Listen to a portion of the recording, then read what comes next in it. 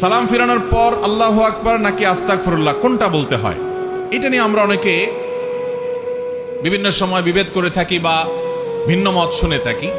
দেখুন, সালাম ফিরানোর পর পাঁচ ওয়াক্ত নামাজের পর নবী করিম সাল্লাল্লাহু আলাইহি ওয়াসাল্লাম কি বলতেন? বেশিরভাগ হাদিসগুলো থেকে আমরা জানতে পারি তিনি ইস্তিগফার বলতেন, আস্তাগফিরুল্লাহ আস্তাগফিরুল্লাহ আস্তাগফিরুল্লাহ তিনবার। এরপরে পড়তেন আল্লাহুম্মা আনতাস সালাম ওয়া মিনকাস সালাম তাবারাকতা ইয়া যাল জালালি ওয়াল ইকরাম। এই যে তিনবার ইস্তিগফার নবী সাল্লাল্লাহু আলাইহি ওয়াসাল্লাম পড়তেন। বুখারীর একটা হাদিস আব্দুল্লাহ ইবনে আব্বাস রাদিয়াল্লাহু তাআলা বর্ণনা করেছেন, সেখানে আছে নবী সাল্লাল্লাহু আলাইহি ওয়াসাল্লামের নামাজ শেষ হওয়াটা তিনি জানতে পারতেন, টের পেতেন নবীজির মুখের তাকবীর শুনে।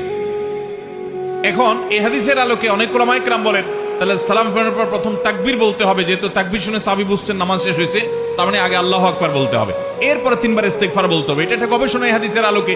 অবশ্যই এটা যে সমস্ত উলামায়ে কেরাম বলছেন এই হাদিসের ভিত্তিতে বলছেন, সেটিকে উড়িয়ে দেওয়া যাবে না, অর্থাৎ তারা হাদিস বিরোধী আমল করেছেন বলা যাবে না, এটাকে সুন্নাহর খেলাফ বা আপনি একেবারে সারাসার গলত বলবেন না, বরং এটা তার গবেষণা হতে পারে এটা। আবার যে সমস্ত উলামায়ে কেরাম মনে করেন যে না, ইস্তিগফার দিয়ে পড়তে হবে, কারণ সমস্ত হাদিসগুলোতে ইস্তিগফারের কথাই বলা আছে। যে হাদিসে আল্লাহু আকবারের কথা বলা আছে ওই সাহাবী আবার বুখারীতেই বর্ণিত হাদিসে নবী সাল্লাল্লাহু আলাইহি ওয়াসাল্লাম সালাম ফেরানোর পর ইস্তিগফার পড়তেন, সেটা বর্ণনা করেছেন। তাহলে এক জায়গায় ইস্তিগফারের জায়গায় তাকবীর একই লোক বললেন যে তাহলে কিভাবে? তো এটার ব্যাখ্যা অনেকে বলেছেন যে এটার মানে হলো যে নামাজের তাকবীর তিনি শুনেছেন সেটার কথা বলেছেন, অথবা নামাজের পরে সুবহানাল্লাহ আলহামদুলিল্লাহ আল্লাহু আকবার নবীজি কখনো জোরে পড়ছেন সেটা শুনছেন উনি, ওইটার কথা হয়তো তিনি বলেছেন। এভাবে সমন্বয় অনেক মুহাদ্দিসগণ করে থাকেন। তাহলে বেশিরভাগ হাদিসের দিকে তাকালে আমরা দেখি সালাম ফেরানোর পরে ইস্তিগফার তিনবার এটার কথা বলা হয়েছে, আর এই হাদিস থেকে বোঝা যায় তাকবীরের কথা বলা হয়েছে। কেউ যদি তাকবীর এবং ইস্তিগফার দুইটাই পড়ে ইনশাআল্লাহ বিইذনিল্লাহ তিনিও সওয়াব পাবেন, সুন্নাহর উপরে আমল করেছেন, হাদিসের উপর আমল করেছেন। আল্লাহ তাআলা তৌফিক দান করুন। শুক্রবার জুমার নামাজের আজান একবার নাকি দুইবার হবে জানতে চাই। জুমার নামাজের আজান নিয়েও আমাদের দেশে আজকাল বিতর্ক হয়। আল্লাহ তাআলা মাফ করুক, আমরা বিষয় খুঁজে পাই না। কত মীমাংসিত চূড়ান্তভাবে প্রমাণিত বিষয় নিয়েও আমরা অযথা বাড়াবাড়ি, গন্ডগোল, ফাসাদ এবং টানাটানি এবং মতপার্থক্য করি।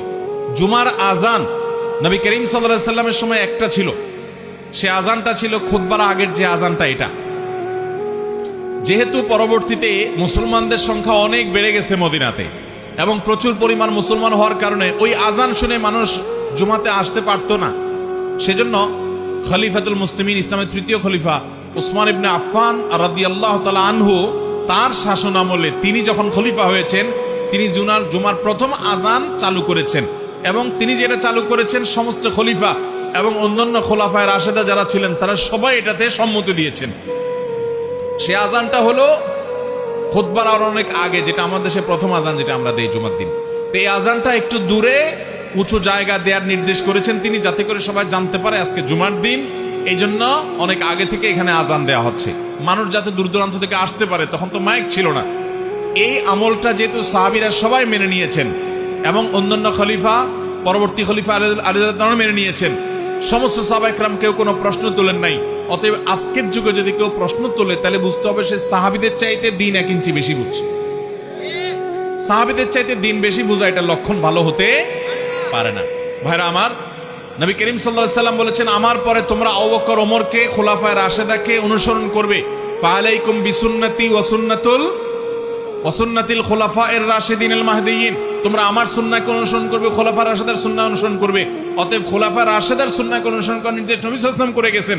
সে আলোকে জুমার প্রথম আজান এটাও সুন্নাহ সম্মত, এটা সুন্নতে খলিফা, আর জুমার দ্বিতীয় আজান এটা সুন্নতে রাসূল সাল্লাল্লাহু আলাইহি ওয়াসাল্লাম।